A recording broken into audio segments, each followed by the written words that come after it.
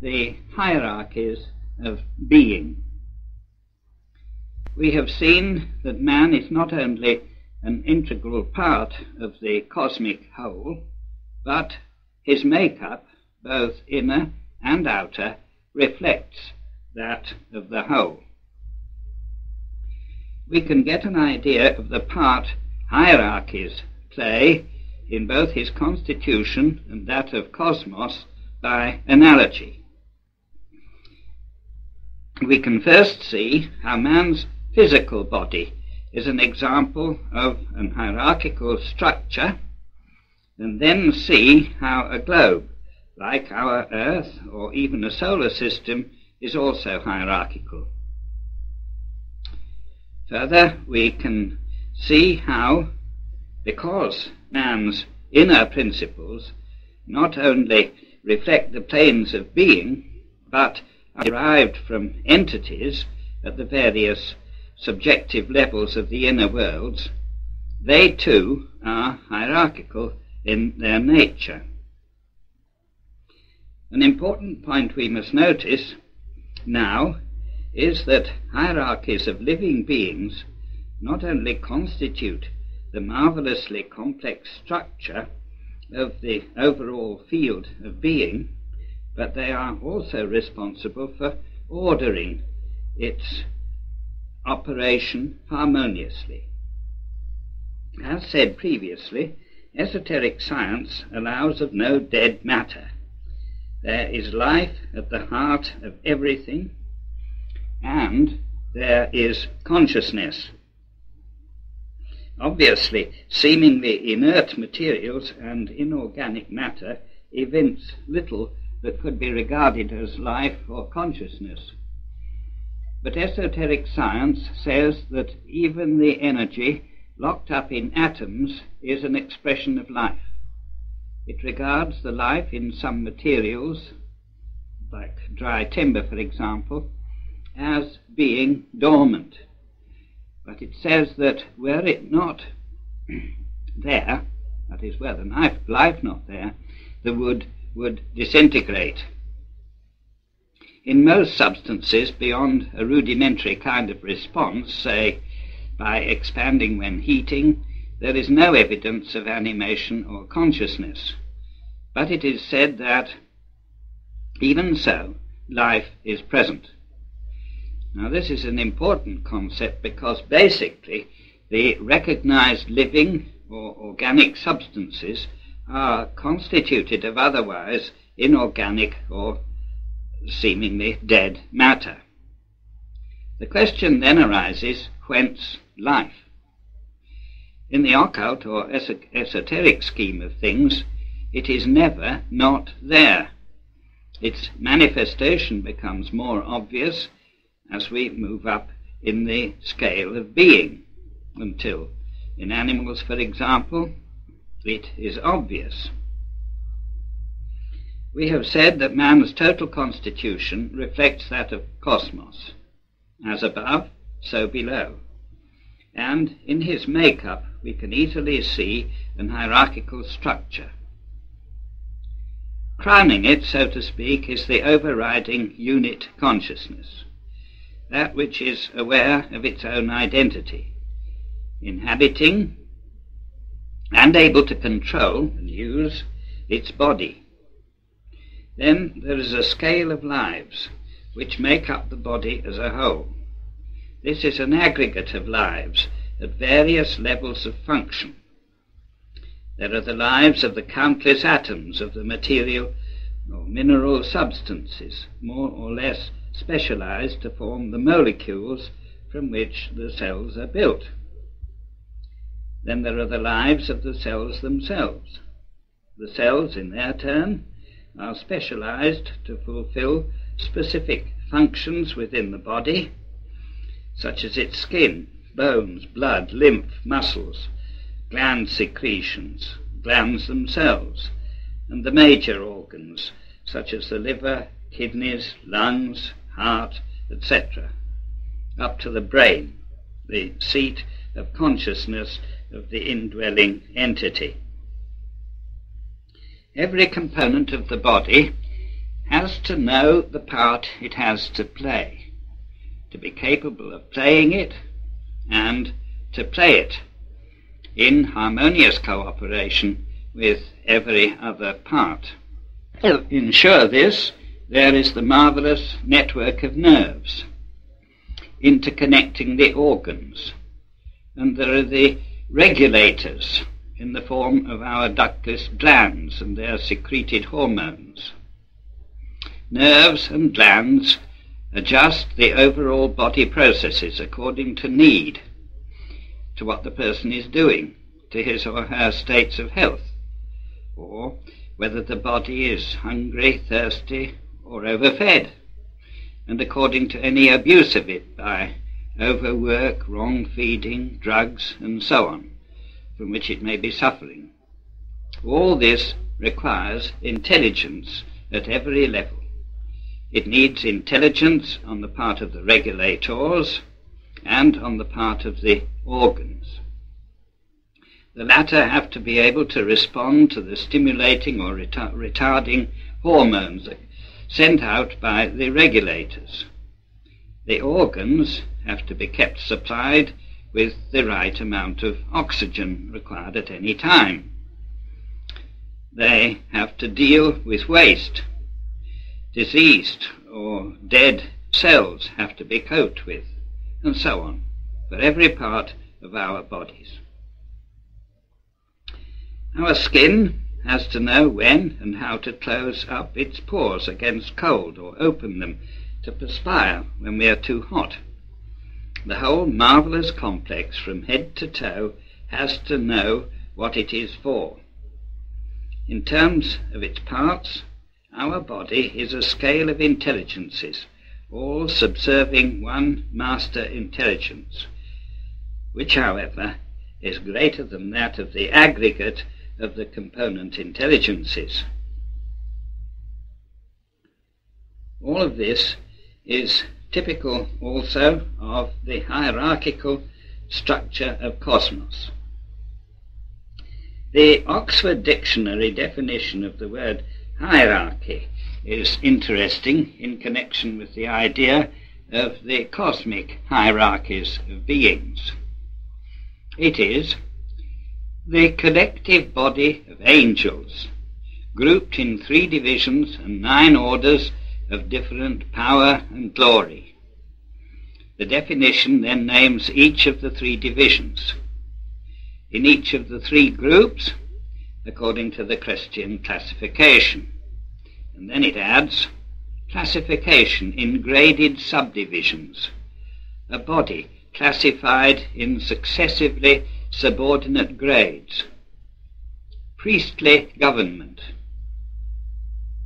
And it says that the word hierarchy is derived from the Greek hieros, meaning sacred, and archein, to rule. Now, in the previous cassette, The Constitution of Cosmos and Man, we introduced the idea of the 7 planes of being in cosmos and the corresponding 7 principles in man.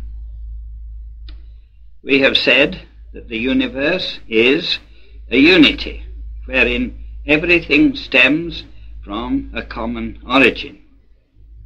We also saw that the unity manifests itself in the immense diversity of form, characteristic, and function of all things in the kingdoms of nature, both objectively and subjectively.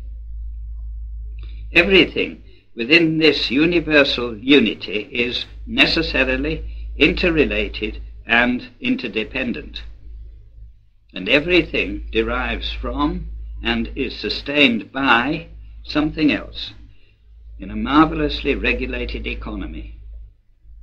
This regulation is evidence, as in the case of our bodies, of law intelligently applied. We look more particularly at this law in cassette 7, but we must now notice that its operation depends on units of intelligence, using the word in a very wide sense, that is, intelligent beings, operating on the various levels or planes of being, with each plane having its range of function and an associated mode of consciousness. Each plane also has its particular characteristic quality. These qualities are known in the East as tattvas, T-A-T-T-V-A-S, which represent 7 main states of matter. These correspond at the physical level to the old philosophers' elements previously mentioned, i.e. earth, water, air and fire, plus the 3 not yet manifest. To each of these states of matter, which incidentally have their correspondences in the subtle, inner, invisible realms of being, there are classes of beings, behind the scenes, so to speak, associated with each level, with each state, substate, and so on. These are the lives, expressing themselves characteristically through all forms, even grades of substance, in the inner worlds, and in the matter of the outer world.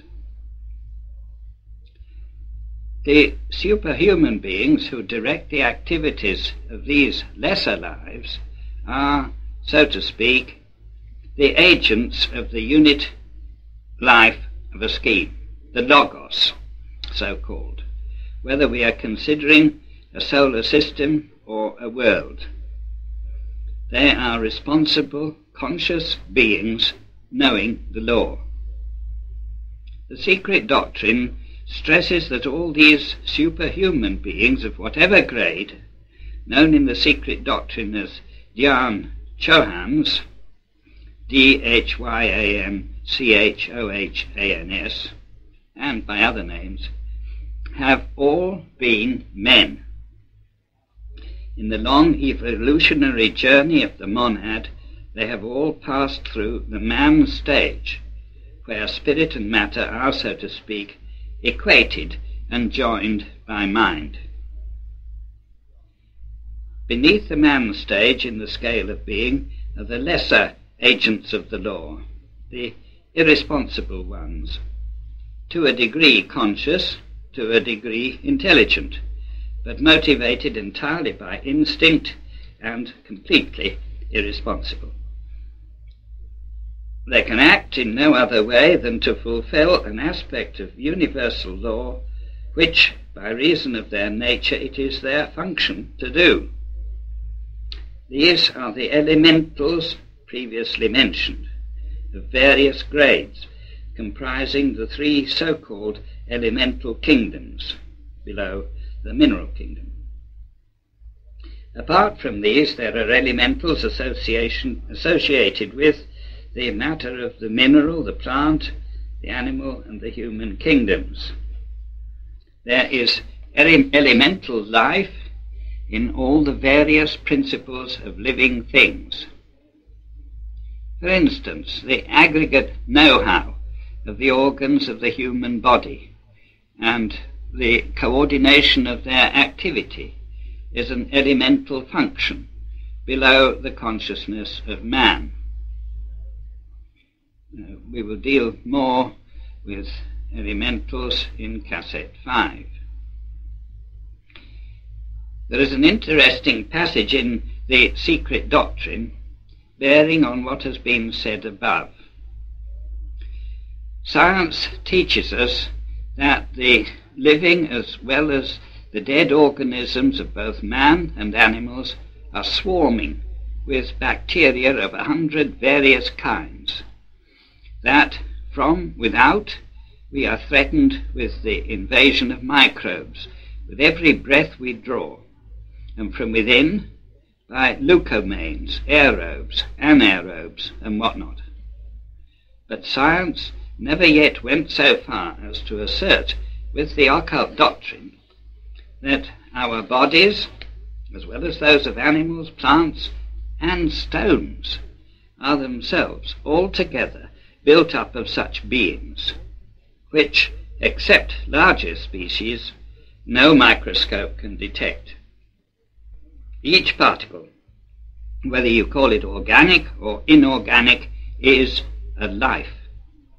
Every atom and molecule in the universe is both life-giving and death-giving to that form, inasmuch as it builds by aggregation universes and the ephemeral vehicles ready to receive the transmigrating soul, and as eternally destroys and changes the forms, and expels those souls from their temporary abodes. It creates and kills. It is self-generating and self-destroying. It brings into being and annihilates that mystery of mysteries, the living body of man, of animal or plant, every second in time and space. That's from The Secret Doctrine, Vol. 1, page 260. We must notice that this was written before the advent of the electron microscope. Many of the organisms, and much smaller ones mentioned, are now visible, but it doesn't alter the validity of what is said. Another point which is very important is H.P.B's references in her writings to the lives. These are elemental life units, atoms of life, so to speak, but which, however, do not correspond to physical atoms in any way. They have no physical magnitude.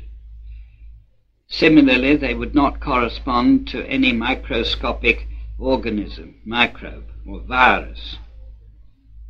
They are elemental in nature in the sense that we have been using the term in relation to the elementals as souls of the elements. As we shall see, these lives have an important part to play in conveying the soul characteristics from one personal incarnation to its successor. As a graduated scale of lives, they are within the hierarchies we are talking about. They are the ultimate servants of the beings higher up the ladder of evolution. If we regard the body, or even the whole constitution of man, as a hierarchical system, we have to see that not only does the same organization apply to the lower kingdoms of our planet, but it must apply, by the law of analogy, throughout, say, our solar system, both as far as the individual planets are concerned, as well as the whole system of which they form part. We must also concede such an organization for those, to us, immense celestial organisms we see as nebulae and galaxies. Madame Blavatsky does say in The Secret Doctrine that the doctrine as given there applies to the visible universe about our planet. This was written in 1874, when neither our large optical nor our radio telescopes were in existence. The point, however, is important, as the doctrine distinguishes three groups of John-Johannine entities in the hierarchical structure. The first group, she says, build, or rather rebuild, every system after the night, pralaya. You should notice that word. It means a period of rest. The second group of the builders is the architect of our planetary chain exclusively. And the third, the progenitor of our humanity, the macrocosmic prototype of the microcosm. The subject of hierarchies may be difficult to understand, because first it is complicated, there are so many aspects to it, and secondly, in some respects, we have not been given a complete picture, although we have certainly been given a mass of material. It is fairly simple to get the broad picture of the orders and functions of the hierarchies. One classification is in the order in which they descend through the levels of being from the highest to the lowest. It is said that above man on the evolutionary ladder are 3 superhuman kingdoms of Jian Chohans and other exalted beings, each group with a specific function in the grand scheme of things. The name Jian Chohan is Tibetan and means Lord of Meditation. The 4th kingdom, counting downward from the highest, is the human. This is the highest of the physical kingdoms, that is, those of creatures with a dense physical body. Below the human kingdom are the 3 with which we are familiar, the animal, the vegetable, and the mineral, each representing a specific stage of monadic evolutionary development. Below the mineral kingdom, there are, as said, the 3 so-called elemental kingdoms. We will deal with cosmic origins in Cassette 8, but something of the process must be noted now. The original being, Logos, who emanates a cosmos or planetary system after a night of pralaya, represents a starting point for the new scheme, which carries on from where a previous one left off, on its demise according to cyclic law. The process of creation starts from the Logos, and we have the following quotation in the Secret Doctrine.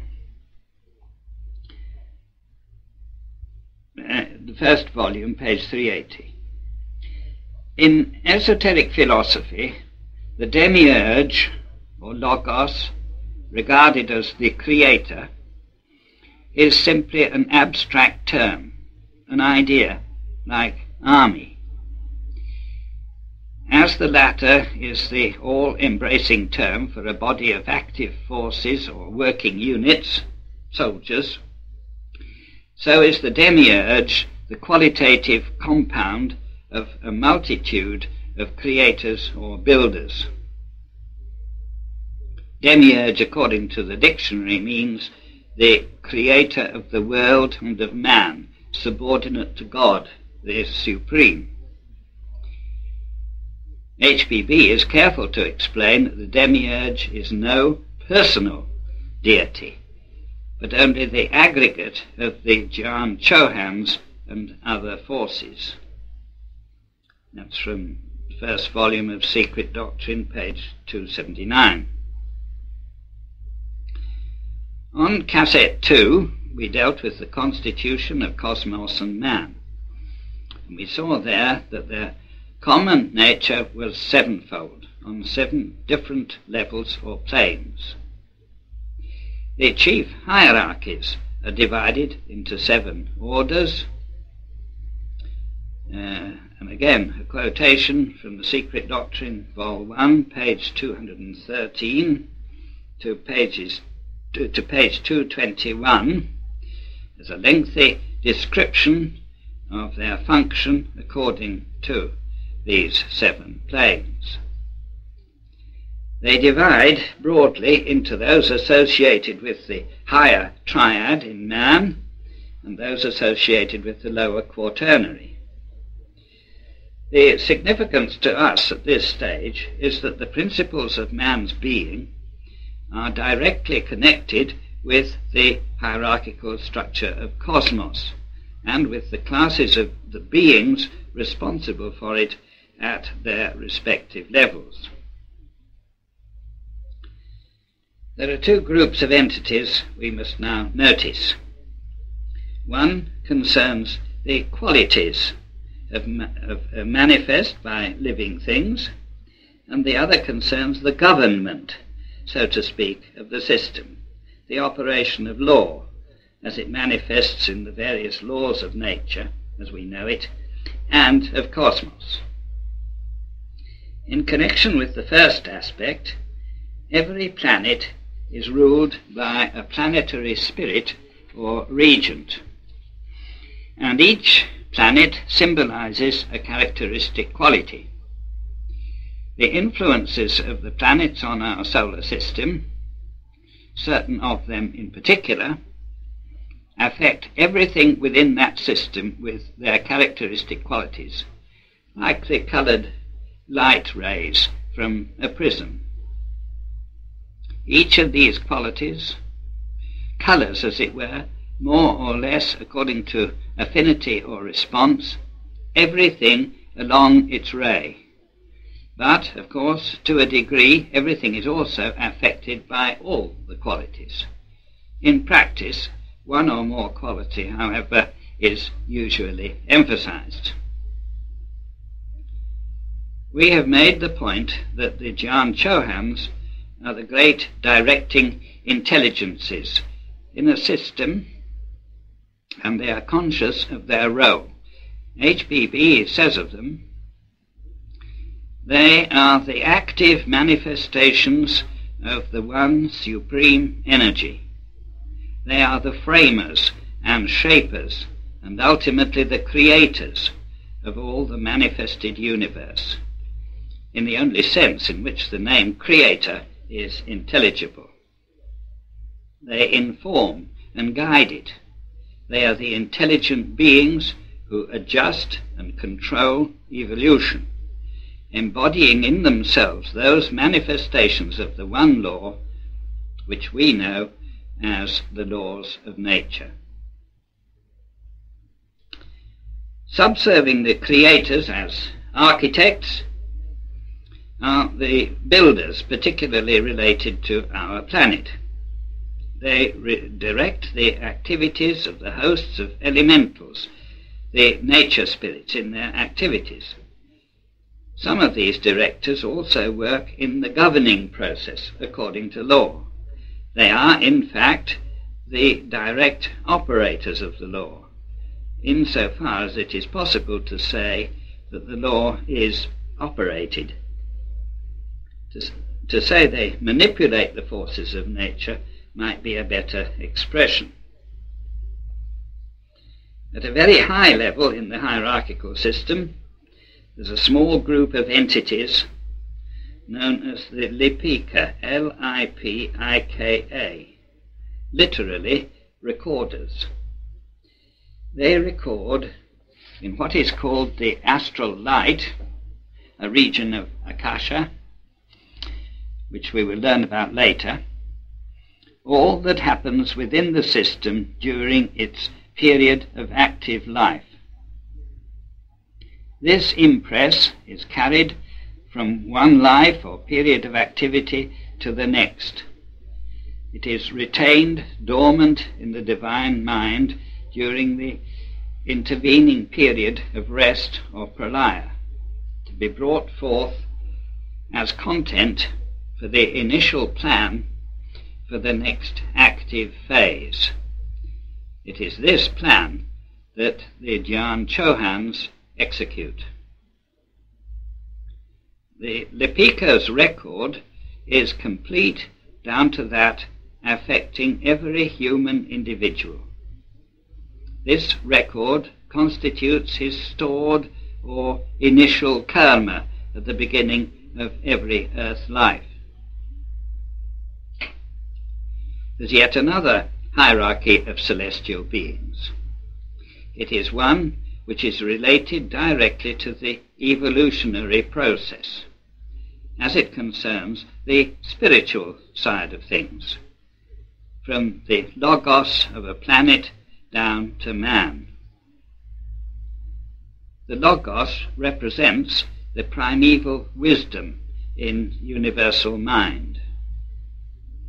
From this supreme being descend orders of spiritual beings, reflecting eventually into those referred to as the Buddhas, who guide mankind during its long journey from total immersion in matter and consequent total unconsciousness of its spiritual nature and spiritual things to its eventual realization of its true nature, the divine self. Lastly, there are groups in the hierarchical scheme connected with the creation of man as he is on our planet. We have seen that there are no absolute beginnings to anything. There was always something before what is now, and this applies to our humanity. The cyclic process applies to everything.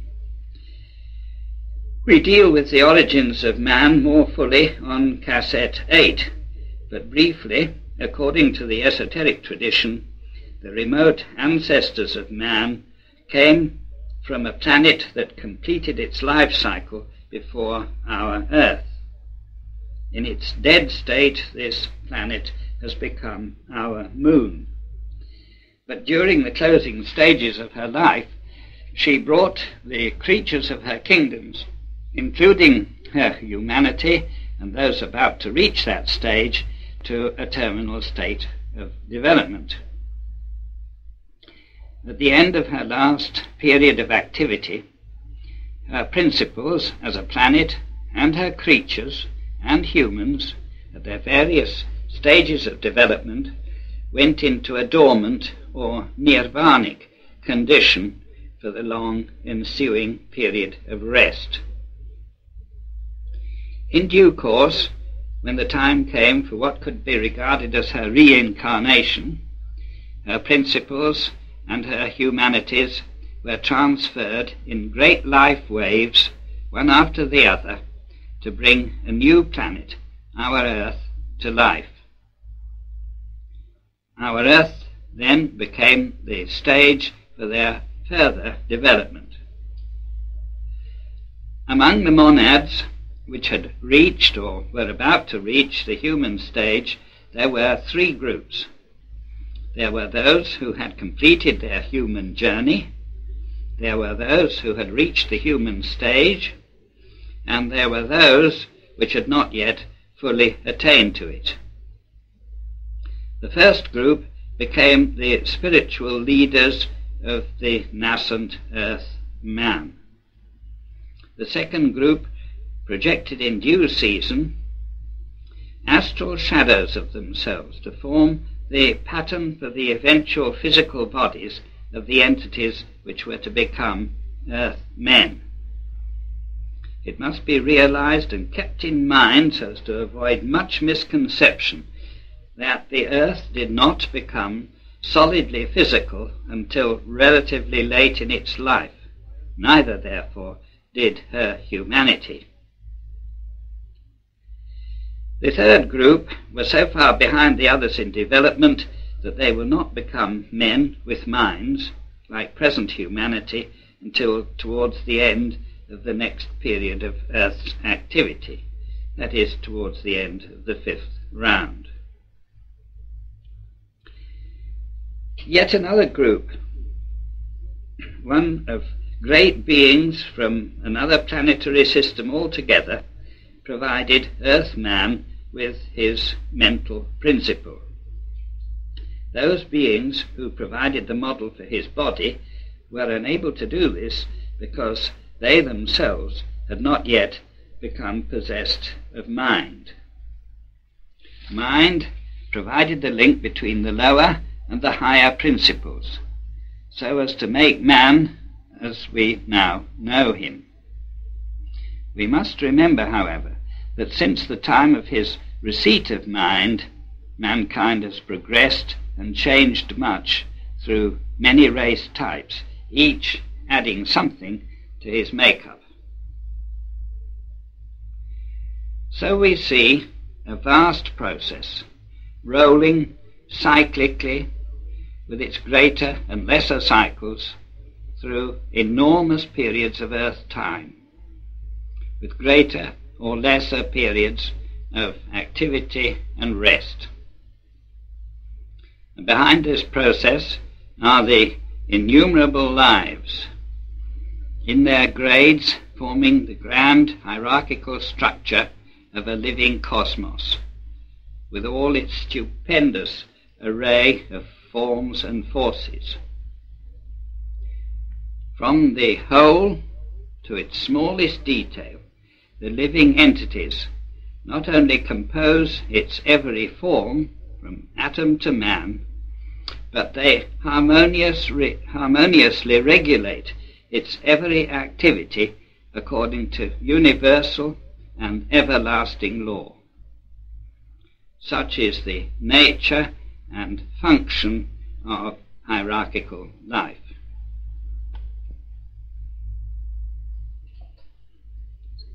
It is now necessary to introduce some more unfamiliar words which are used on the second side of this cassette.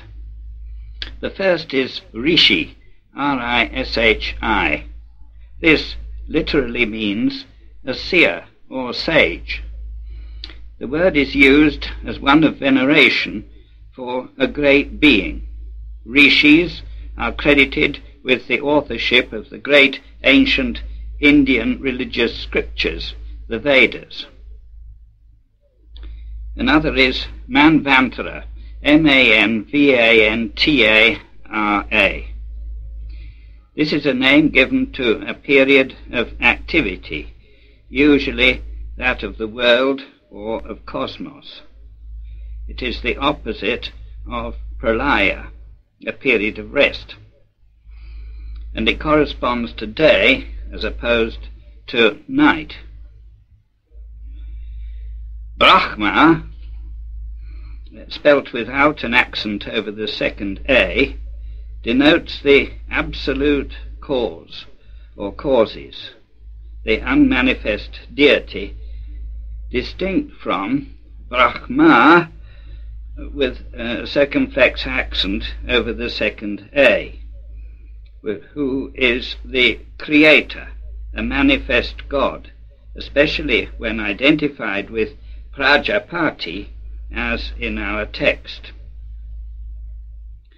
Fohat is a word much used in the esoteric science.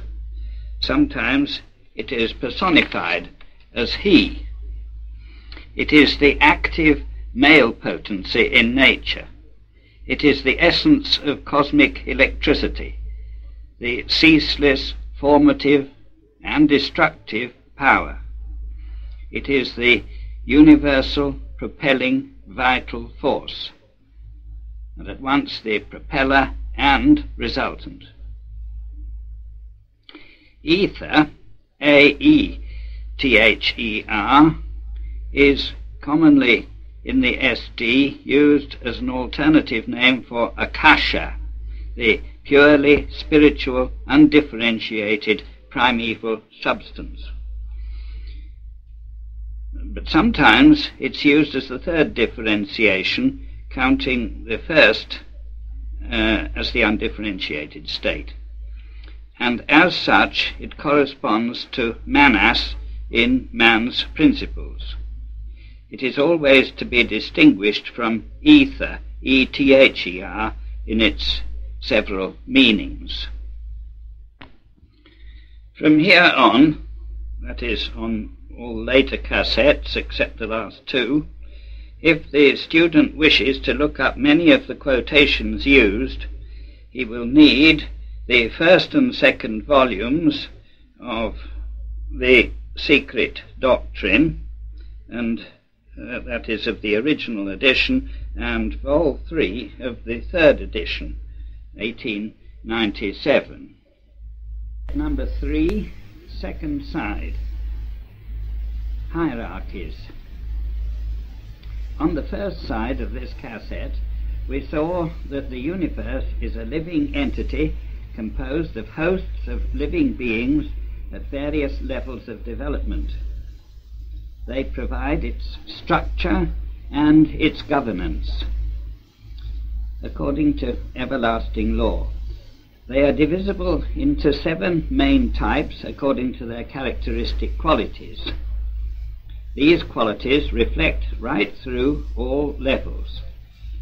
They are what we referred to as tattvas, or elements.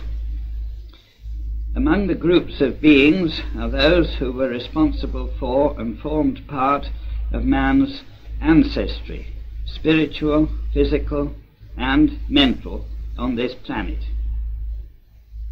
We are at pains to keep repeating that all these seemingly separate hierarchies, the living agents in the various graded aspects of the one life, comprise a unity, or a whole, in which every component is interrelated intimately with or to every other.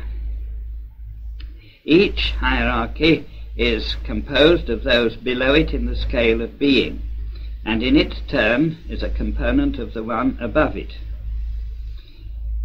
The higher hierarchy is always the more advanced and more spiritual in terms of organization and consciousness than the one below it. Beings of the more spiritual levels of the hierarchy provide man, especially in the early races, with his guides and teachers.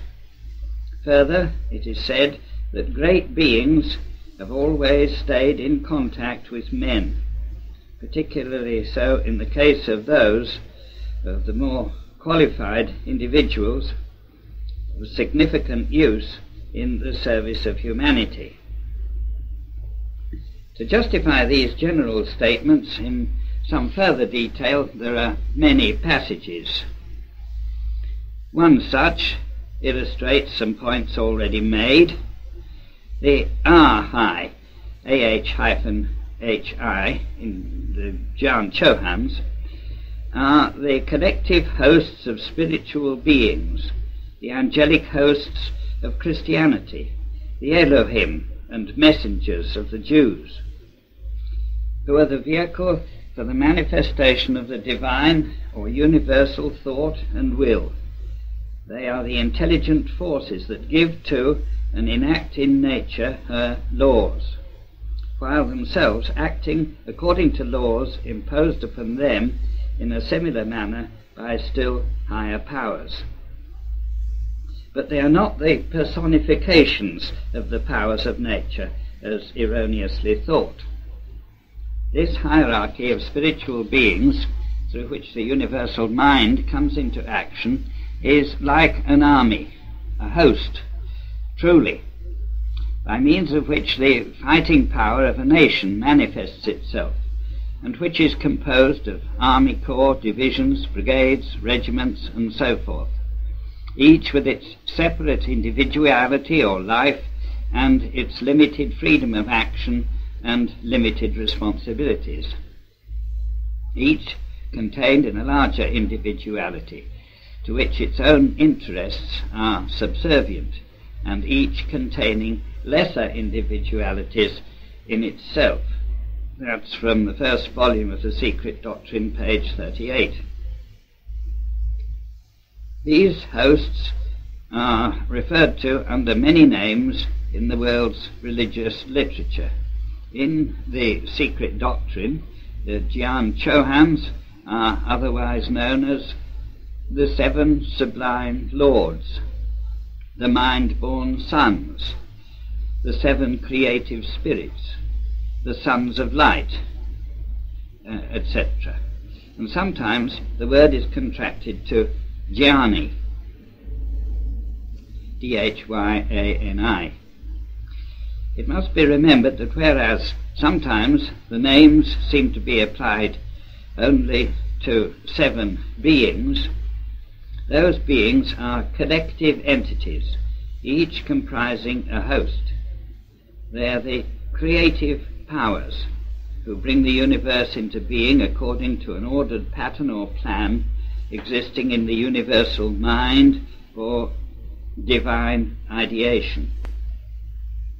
This stage is initiated by the Lipika, the lofty beings we mentioned on the first side of this cassette. The following extract more fully describes them and their function. The Lipika, from the word lipi, writing, means literally the scribes. Mystically, these divine beings are connected with karma, the law of retribution, for they are the recorders or analysts who impress on to us invisible tablets of the astral light, that is the great picture gallery of eternity, a faithful record of every act, even thought, of man, of all that was, is, or ever will be in the phenomenal universe. This divine and unseen canvas is the book of life.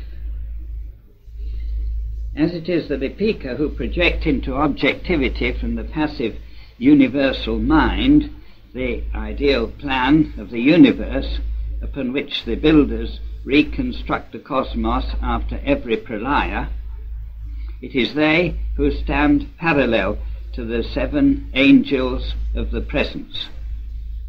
And thus it is they who are the direct amanuensis of the eternal ideation, the divine thought.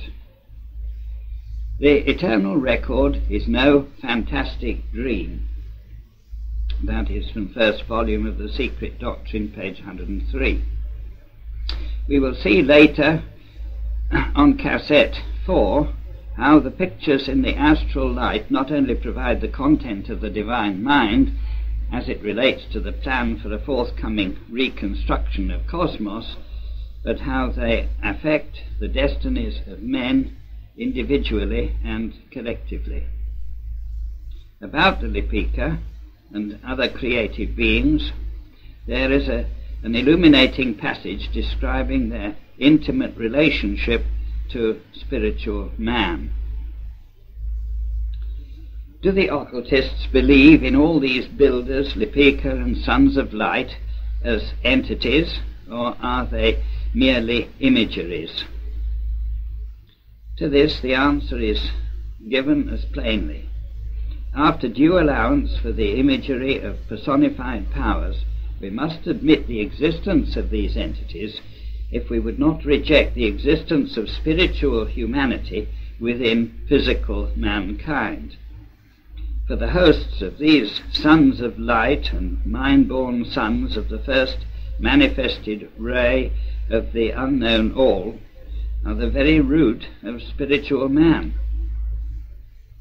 Then follows another interesting statement.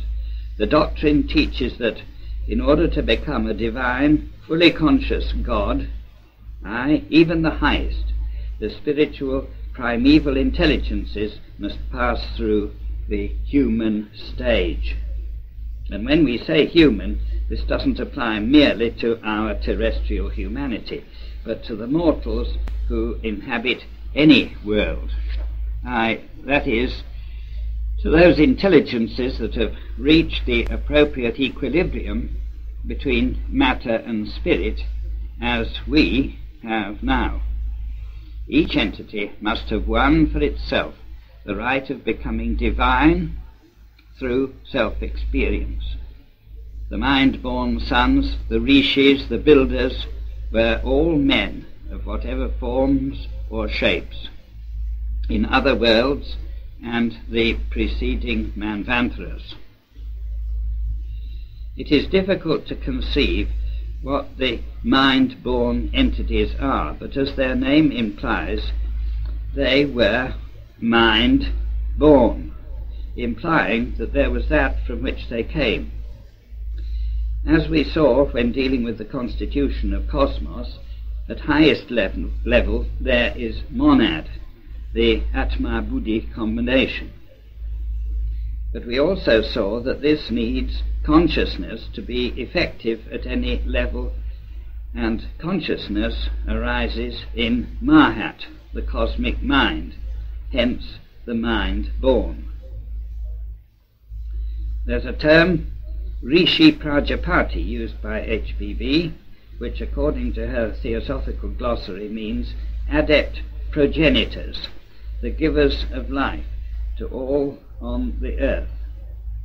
She says they have correspondences in the Kabbalistic Sephiroth, and then adds that Brahma, B-R-A-H-M-A circumflex, the creator, is called Prajapati as the synthesis of the lords of being, from whom proceed the numerous hierarchies of creative forces. These include, among others, the planetary spirits, who are the informing spirits of the stars in general and the planets in particular. They rule the destinies of men who are all born under one or other of their constellations. The second and third groups of planetary spirits pertaining to other systems have the same functions, and all rule the various departments in nature. The Lipika are the spirits of the universe, whereas the builders are only our own planetary deities. The former, that is the Lipika, belong to the most occult portion of cosmogenesis. Vol 1 of the Secret Doctrine, page 128. The Lipika figure largely in the literature.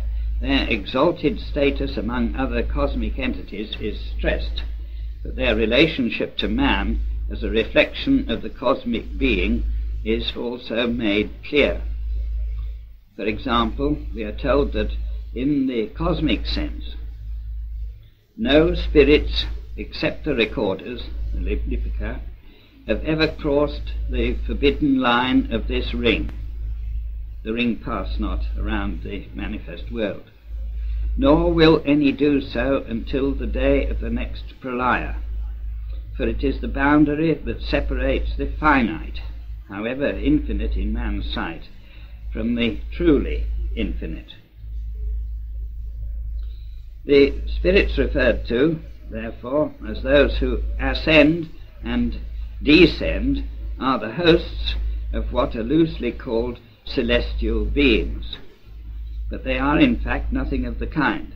They are the entities of the higher worlds in the hierarchy of being, so immeasurably high to us that they must appear as gods, and collectively God. But so must we mortal men appear to the ant, which reasons on the scale of its special capacities.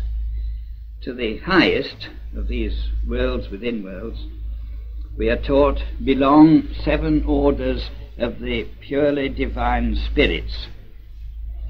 To the 6 lower ones belong hierarchies that can occasionally be seen and heard by men, and who do communicate with their progeny of the earth, which progeny is indissolubly linked with them. Each principle in man having its direct source in the nature of these great beings who furnish us with the respective invisible elements in us.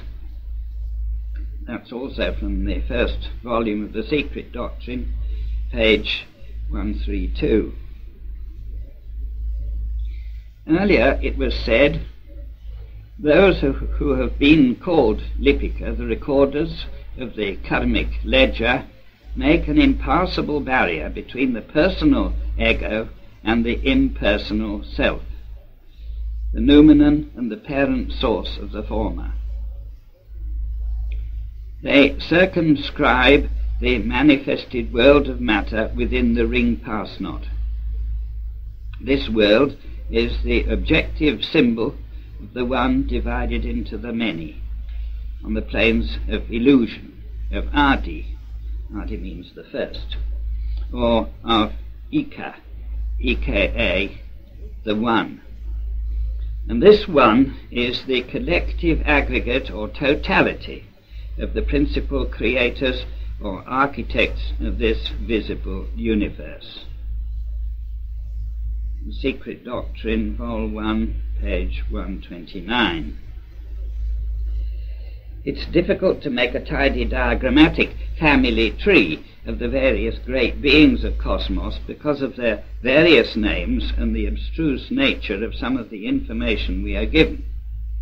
However, the fact of their being entities, even sometimes called deities because of their exalted state, and something of what they are and do, does begin to emerge as we continue to read and try to piece the information together. When we are considering our immediate cosmos, we are told that it comprises 12 great orders of the lofty beings represented by the 12 signs of the zodiac, of which, and of more immediate concern to us, are the 7 creative powers associated with the planets, the planetary spirits. Concerning the 7 creative powers, we are given a few of the main facts about each, but much knowledge of the numerous aspects of the cosmic structure and function is needed to interpret them.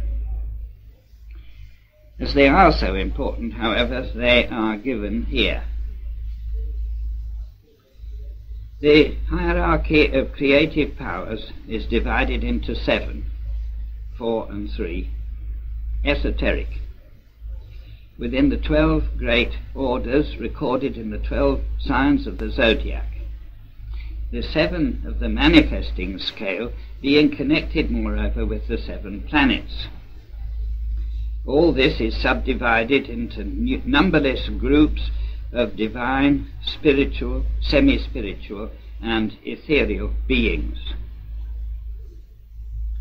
The highest group is composed of the divine flames, so-called, also spoken of the fiery lions, the lions of life, whose esotericism is securely hidden in the zodiacal sign of Leo. They are the formless fiery breaths, identical in one aspect with the upper sephirothal triad of the Kabbalistic tree of life. That's from the first volume of the Secret Doctrine, page 213.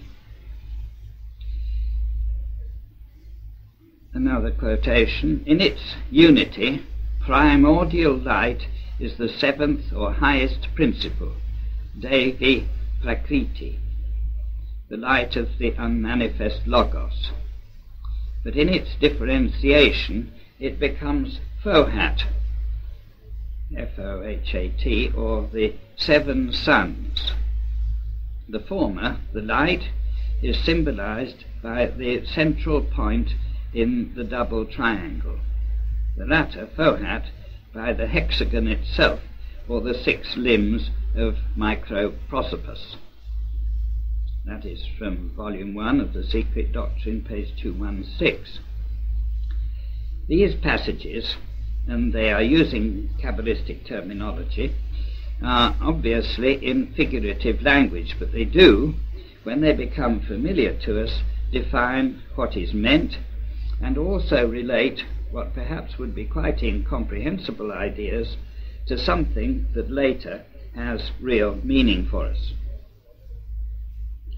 The first order of celestial beings, that is, the first of the 7 creative hierarchies, is then that which manifests as Fohat and is fiery in nature. Relating this order of beings to the planes of being and the principles in man, it is Atma, pure spirit. The second order of celestial beings are those of fire and ether, corresponding to spirit and soul, or the Atma Buddhi, whose names are legion. They are still formless, but more definitely substantial. They are the prototypes of the incarnating jivas or monads, and are composed of the fiery spirit of life, It is through these that pass, like a pure solar beam, the ray which is furnished by them with its future vehicle, the divine soul, buddhi. And from these twofold units emanate the threefold. That is the first volume of the Secret Doctrine, page 216. The third order corresponds to the Atma Buddhi Manas, spirit, soul, and intellect, and is called the triads. The fourth are substantial entities. This is the highest group among the rupas, the atomic forms. It is the nursery of the human conscious spiritual souls.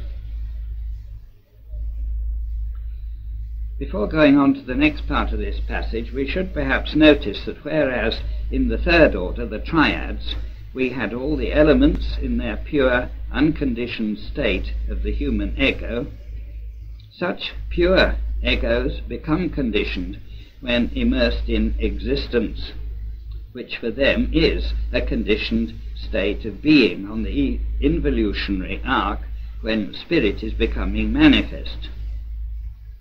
This stage is at the highest of the rupa form states. Continuing the quotation, they are called the imperishable jivas, and constitute, through the order below their own, the first group of the first septenary host, the great mystery of human consciousness and intellectual being. For the latter are the field wherein lies concealed in its privation the germ that will fall into generation. That germ will become the spiritual potency in the physical cell that guides the development of the embryo, and which is the cause of the hereditary transmission of faculties and all the inherent qualities in man. This inner soul of the physical cell, this spiritual plasm that dominates the germinal plasm, is the key that must open one day the gates of the terra incognita of the biologist, now called the dark mystery of embryology. The fifth group is a very mysterious one, as it is connected with the microcosmic pentagon, the five-pointed star representing man. These jhanis, it says, are connected with manas, the human soul, mind, the intelligent principle, called in our esoteric philosophy the fifth principle. HBB says that more particularly this group alludes not only to mind, but, using her words, the most spiritual part of its essence rather, which merges into, is absorbed by, and made one with Atma Buddhi after the death of man. Depicted in the Egyptian Book of the Dead, and from the point of view of the defunct personal man, this ego, this human soul, is, using the words of the book, my heart, my ancestral heart, necessary for my transformations. Thou art my personality within my breast, divine companion watching over my fleshes, bodies. The word personality here really signifies the individuality in the terminology we are using. Later the passage goes on. It is in Sekhem, the Egyptian name for Devachan, that lies concealed the mysterious face, or the real man, concealed under the false personality, the triple crocodile of Egypt, the symbol of the higher trinity or human triad, Atma Buddhi Manas. And says the quotation later, the fifth group of celestial beings is supposed to contain in itself the dual attributes of the spiritual and physical aspects of the universe. The two poles, so to say, of Mahat, the universal intelligence, and the dual nature of man, the spiritual and the physical. This latter statement is interesting in view of the following information about the function of the sixth and seventh groups as supplying the remaining middle principles of the universe and man, i.e. Buddhi, Manas, Kama, Linga Sharira and Prana. The quotation says, "The sixth and seventh groups partake of the lower qualities of the quaternary." Here we must remember what the quaternary is. It is the four manifest, sometimes called rupa or form levels of existence, as distinct from the upper triad, or three formless, arupa, more spiritual levels. Nevertheless, we must remember we are studying the esoteric side of things, the invisible regions, even though the word form is used in connection with them. The passage goes on, "They are conscious, ethereal entities, as invisible as ether, which are shot out like the boughs of a tree from the first central group of the four, and shoot out in their turn numberless side groups, the lower of which are the nature spirits, or elementals of countless kinds and varieties. From the formless and unsubstantial, the ideal thoughts of their creators, down to the atomic, though to human perception, invisible organisms.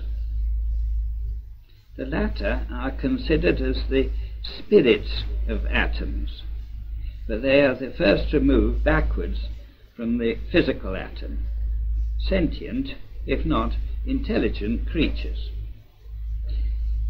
They are all subject to karma and have to work it out through every cycle. The Jian Chohan has to become one. He cannot be born or appear suddenly on the plane of life as a full-blown angel. There then follows an interesting passage telling how the monadic life moves up the ladder of evolutionary stages. The celestial hierarchy of the present Manvantara will find itself transferred in the next cycle of life into higher, superior worlds, and will make room for a new hierarchy, composed of the elect ones of our mankind. Being is an endless cycle within the one absolute eternity, wherein move numberless inner cycles, finite and conditioned. Therefore the four and the three have to incarnate as all other beings have. This sixth group, moreover, remains almost inseparable from man, who draws from it all but his highest and lowest principles, or his spirit and body, the five middle human principles being the very essence of those jhanis. That's from first volume of The Secret Doctrine, pages 213 to 222. To understand this, we have to relate it to much that we have already learned. One factor is what derives from the spirit-substance or life-form dichotomy. Every faculty, like thinking and emoting, feeling, needs a vehicle in and through which to operate even in the inner realms. The sixth group are the beings in those realms which possess both the faculties and, as part of their being, the elemental life and lives with the necessary sympathetic qualities to constitute vehicles of their expression. There are two more classifications of the beings that comprise cosmos. One is in terms of spiritual development and relates to stages of development of the globes of a chain and the evolutionary stages on them. The other is in terms of the levels or the planes and their corresponding states of being. The spiritual hierarchies are as follows. 1. Adi Buddhi is primeval wisdom or primeval universal soul. Mahabuddhi, equivalent to Mahat, the spiritual, omniscient and omnipotent root of divine intelligence. It is Mahat, the great soul, the vehicle of spirit, the first primeval reflection of the formless cause, and that which is even beyond spirit. The first volume of The Secret Doctrine, page 420. The third group is Jnani Buddhas, Buddhas of meditation. They are, so to speak, the eternal prototypes of the Buddhas who appear on this earth, each of whom has his particular divine prototype. So, for instance, Amitabha is the Jnani Buddha of Gautama Sakyamuni, the Buddha of the Buddhist religion, manifesting through him whenever this great soul incarnates on earth, as he did in Tsongkhapa. 4 Jnani Buddhas are 7, but 5 only have manifested, and 2 are to come in the 6th and 7th root races. They are the liberated Manushi Buddhas, earthly Buddhas, appointed to govern the earth in this round. The 5th group are the Jnani Bodhisattvas, the celestial sons of and emanated by abstract meditation from the Jnani Buddhas. That's from the 2nd volume of The Secret Doctrine, page 116. Descending in the scale are 6, the Bodhisattvas, and lastly 7, the human Buddhas, of which it is said there have been 4 so far. And quoting again from the 1st volume of The Secret Doctrine, page 42, but as every new root race at the head of a round must have its revelation and revealers, the next round will bring the 5th Buddha, the following the 6th, and so on. At the head of this spiritual hierarchy there is said to be a nameless one, but with many names. He is the initiator, called the Great Sacrifice, for, sitting at the threshold of light, he looks into it from within the circle of darkness, which he will not cross, nor will he quit his post till the last day of this life cycle. Why does he sit by the fountain of primeval wisdom, of which he drinks no longer? Because the lonely, sore-footed pilgrims, on their way back to their home, are never sure to the last moment of not losing their way in this limitless desert of illusion and matter called earth life. And because he would fain show the way to that region of freedom and light. Secret Doctrine, Vol 1, 208. We have already mentioned in part 1 of this cassette the hierarchies of beings more directly concerned with the provision of man's physical body by way of providing the astral pattern thereof, and with endowing him with mind. These beings will be more specifically dealt with in the cassettes on origins and evolution, numbers 8 and 10.